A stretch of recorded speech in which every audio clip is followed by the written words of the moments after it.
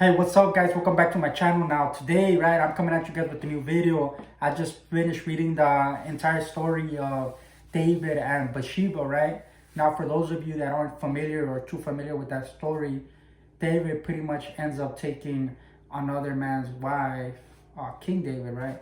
He ends up taking another man's wife and, committing adultery. So the story goes like this, right? King David, right? One evening he decides I'm gonna go up on my palace, right? Apparently they had like a rooftop area, right, where they could just post up. So that's what he does. He goes to the rooftop area. He's just kind of looking around.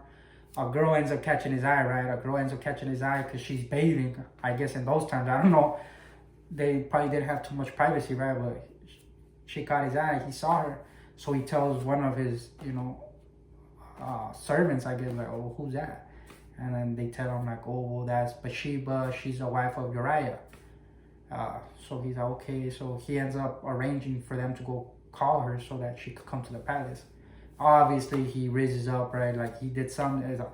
They end up getting with each other. Mind you, she's married this whole time, right? Her husband is actually out in war, fighting for David, because he's the one that sent him out there, right? And yeah, they end up doing the thing, right? Next thing you know, she ends up telling him later on down the line, like, I'm pregnant. Obviously, this is a big problem because it's like, in those times, it wasn't like right now where it was just like, oh, like, you could get put to death, you could get stoned, right? So it was like, this is a big problem. Like, my husband has been out in war for months, and here I am. Like, obviously, they're going to know that I did something, right? So David, to try to cover up their shame, he ends up sending orders to bring Uriah back, her husband. So he brings him back. He ends up telling him, like, you know what, like, how's your brothers over there? He's like, oh, they're over there, they're putting in work in the war, whatever. And then he tells him, okay. So he's like, oh, go back to your wife, drink, relax, chill. But he told him, like, oh, as the Lord lives and as you live, he's like, I'm not going to go home, right? And he's like, why not? He's like, you just can't. He's like, oh, because he's like, my brothers are out there literally like fighting, sleeping in tents, and he's like, I cannot, right? He didn't wanna, like, that was in his conscience, right? He's like, no, I can't do that. Like, my brothers are out there literally facing death every day, and they're like in the worst of conditions, right? Very bad conditions, and like, I'm not gonna do that. So it says he sleeps outside of the palace. The second day, King David decides, you know what, I'm gonna get him a little tipsy. I'm gonna get him a little drunk. You know how people get, they get a little drunk, they probably want to go crazy, right? He gets him drunk, he's still having fun, whatever. But he still doesn't go home, right? He still sleeps. It says he sleeps with the servants of the palace, right? So he sleeps where they were at. Finally, David sees this guy ain't gonna do nothing, right? Like he's dead set on not doing anything. So he sends an order to his commander in the war, and he gives that very letter to Uriah to send back, right, to his commander. And when the war, he told them, like, oh, put Uriah in the heaviest front, right, in the front line. And then when, they come and attack, whatever, he's like, retreat. So pretty much just leave them stuck, right, in the front lines. Little did Uriah know, right, that he's literally pretty much sealing his own fate by turning in that letter. But nonetheless, he was a loyal person, right? He obviously didn't read it. So he took it back to his commander, he read it. Imagine what he was thinking, like, oh, like, this guy that's bringing me the letter is pretty much a death sentence for him, right? So he does what he says. He sends them to the front lines. He obviously ends up getting slain. Word gets back to David. Whatever. His wife decides to mourn for him, right? Because it was her husband, right? She must have obviously loved him, but she got caught up in her lustful desires, right? And adultery. But she mourns for him, right? The two time. Then it says that King David ends up taking her as a wife, right? And obviously she's pregnant at this time. So the prophet Nathan comes to David and he tells him a story, right? He's like, let me give you a story, right? And he tells him there's a story about a rich man who had a bunch of sheep. He had a bunch of cattle. He was rich, right? And he's like, there was a poor guy. He only had one sheep, right? He was poor. He only had one sheep. But he's like, he loved that sheep, very much. Like, it grew with him and his children. He like fed it. He slept with it within his arms, right? He like literally loved that lamb.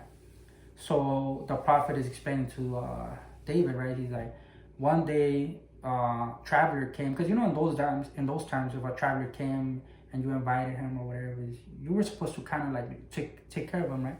So it says a traveler came and the rich man took him in, but instead of slaying one of his own sheep, he's like, I don't want to slay one of my sheep. So he's like, I'm just gonna take the poor guy's sheep, right? His one and only sheep.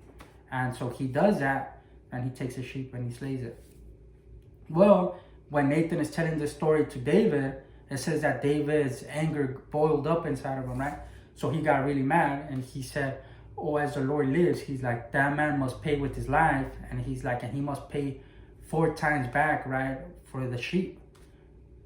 So, and mind you, King David, he used to be a shepherd, right? Like when he was little, he was a shepherd. So this story must have brought back memories of his own, right? How he felt when he was poor, like, oh, like he could relate to the story, right? So it made him angry, and he's like, oh, as the Lord lives, that person shall die, and he must have to pay for that sheep 4 times over. So Nathan looks at him and he tells him, oh, you, David, you are that man, right? So David's like took back, like, what? Like, and he tells him, like, oh, the Lord says, like, I made you king over all of Israel and Judah. And he's like, I saved you from Saul's hands. And I even gave you your master's wives for you, right? He's like, I made you king over like the whole land. And he's like, and if that wasn't enough for you, he's like, I would have given you more. But he's pretty much saying, not like, you sinned against me, right? So David, he pretty much says, oh, I sinned against the Lord. So Nathan tells him, like, oh, the Lord has taken your guilt away, right? Or like, you will not die, right? But he tells him, like, oh, because of this, right, your child that is in the womb to Bathsheba is like, he will die. So comes the baby's born, right? I think it's sick. The baby's sick for like 7 days, right? And during this time, David is like not eating. He's fasting. He's literally like just going through it. It says he just sat on the floor for those 7 days, right? Praying and hoping that God would relent. And his servants would even tell him, like, come on, like, eat something or this, right? But he would not give in. He just was fasting and praying to the Lord and hoping this, he would pretty much restore him, right? His son's health. So it comes on the 7th day, the child succumbs, right? So his servants are scared to tell him, because they're like, oh, like, imagine if he wasn't eating and listening to us when the child was alive. He's like, how much more now that he passed away, right? So King David, he's smart, right? He hears them whispering among themselves. He's like, oh, why are you guys whispering? He's like, oh, has a child passed, right? And they're like, yes. So it says that when they told him that he got up, that he went, he showered, right? He anointed his head. It says he went into the temple and worshipped, right? And that he came back and he went to his house and that he called to be fed, right? Supper. So the servants told him, like, why are you acting like this? They're like, when your son was alive, they're like, you wouldn't eat anything or you wouldn't. But he's like, now that he's passed away, he's like, now you're, eating and doing all this. He's like, oh, he's like, well, when my son was alive, he's like, I fasted and I prayed and, he's like, who knows, maybe the Lord will relent, right? And, he will let him live. But he's like, now that he's passed, he's like, oh, why should I continue fasting, right? He's like, I can't bring him back. He's like, I will go back to him again one day, right? He's like, but I can't bring him back. So eventually, right, it says that King David, he goes back and he, as time passed, right, he goes back and he comforts Bathsheba. She bears him another son, right? Now this son is blessed by the Lord, right? This son their next son that they had was King Solomon, right? Everybody knows King Solomon and his wisdom, right? Well, that was King Solomon, the next one to be born, right? But as you can see in the story, right, like, it's just a crazy thing to think, because it's like kind of one of those things where, like, the things that you do, it didn't necessarily affect you. Yeah, and let me tell you actually why it did affect them, because remember when he swore that he said, oh, that person must die and that he must pay up to 4 times for the sheep, right? Well, tell me why, but I'm going to get to these stories, right? I'm going to break them down little by little, right? So you guys stay tuned, right? 4 of his sons end up being pretty much slain, right? They meet untimely demises, put it like that. The first one, as you can see, is this one, right? And I'm gonna get to the stories and the other ones. I read the whole story about all his sons and what happened with that, right? So I'm gonna break them down to you guys. So stay posted, right? So you guys know how this pretty much was a prophecy, right? Fulfilled, that he said, oh, that person was dying.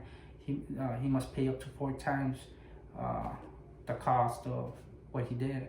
And sure enough, 4 of his sons end up meeting an untimely demise. But comment down below, guys, what are your thoughts on this story? And if you guys had ever heard this story. I know most people had, but not as in depth, right? Probably as I explained it to you guys. But anyways, guys, I hope you liked today's video. But other than that, I'm out. Peace.